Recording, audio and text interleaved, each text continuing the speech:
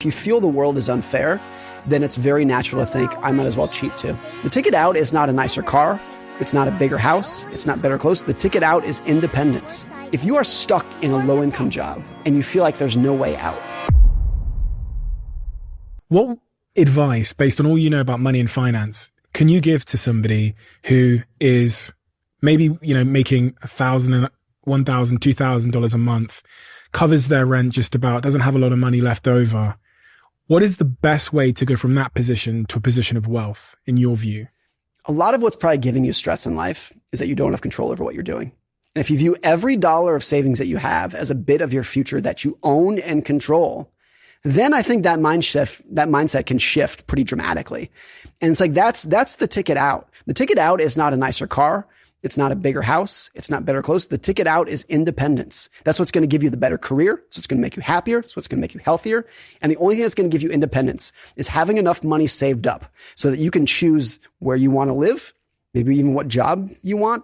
You can choose at some point down the road when you retire. If you get sick, it's not just going to break you immediately. Having that independence is going to take more weight off your shoulders than anything else you can do in life. Save money. That's it. That's the title of that chapter in the book is Save Money, because you can't put it any clearer or starker. Like that's it. He says there are 3 types of people: those who save, those who don't think they can save, and those who don't think they need to save. Yep.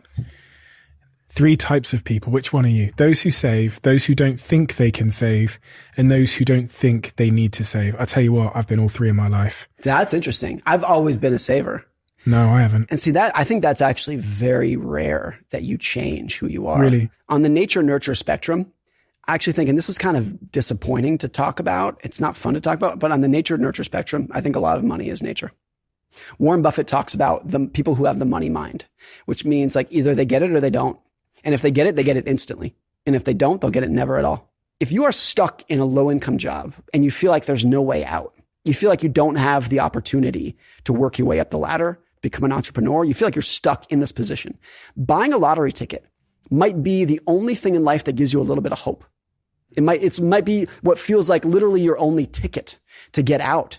And that might be not something that you and I feel like, because we at least feel like we might have other opportunities.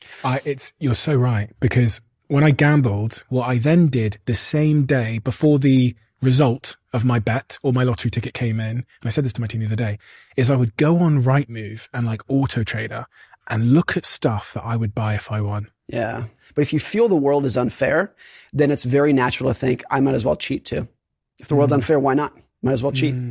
And I think that, at least at some level, has some explanation for the relationship between poverty and crime.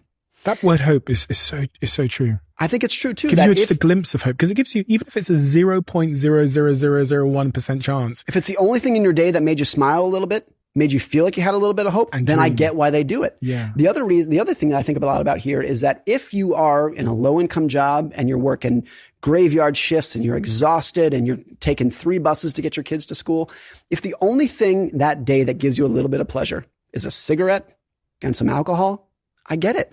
I totally get it. And that's also the relationship between health and poverty, is a lot of that too. So it's very easy for people who are of higher means to look down at those people and point out all the bad decisions that they're doing in life.